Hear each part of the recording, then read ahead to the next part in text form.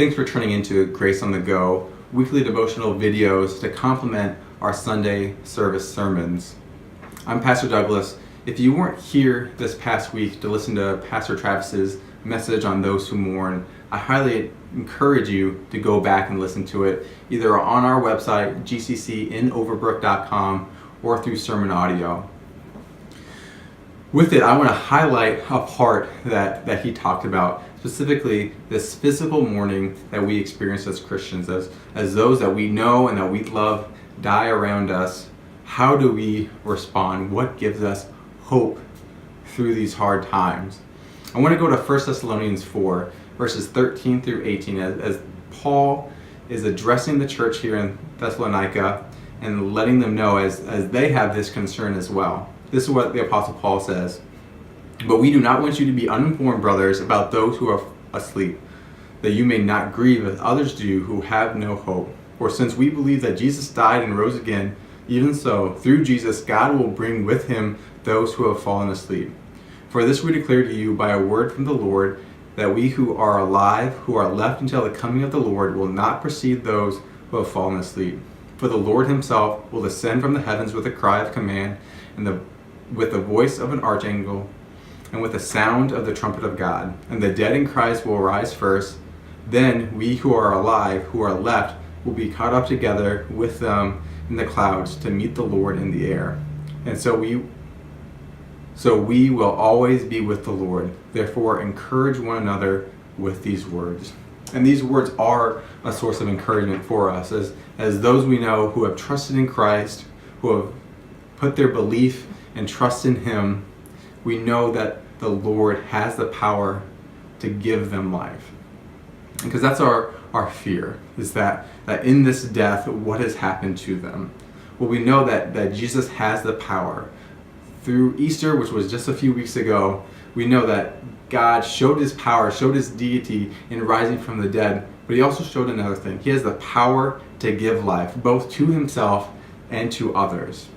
And this is where we can find that hope.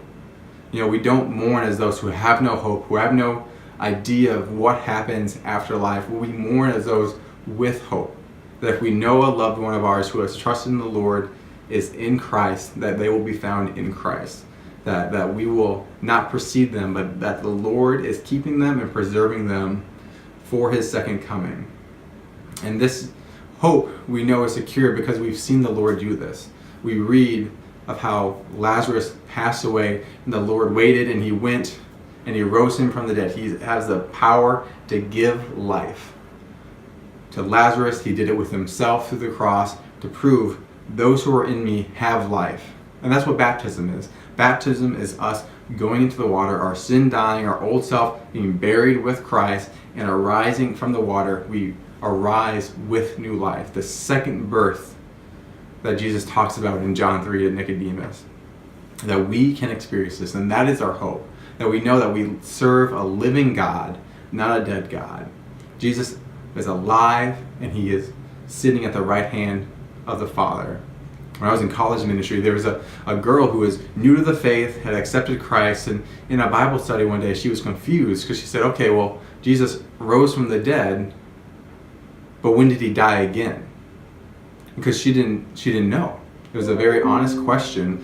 And so Jesus didn't die a second time. He ascended into heaven, and he's a living God. And so he speaks to us with life. We're not worshiping something that's dead and gone and buried. We are worshiping a living God. And that gives us hope that he has the power over death, and he has, more importantly, the power over life. And he gives it to those who are in him. And this doesn't negate the fact that we are saddened when people die around us that we love.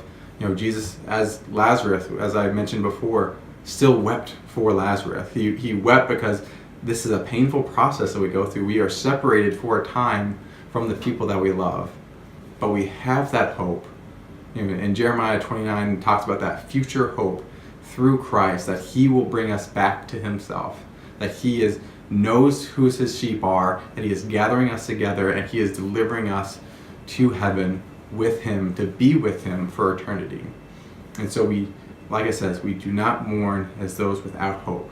We have this hope and it's found solely in Jesus. And this is what we can look to when we are sad, when we are confused. Why is this happening? We look to Jesus and say, He has the power of life, and I can trust Him.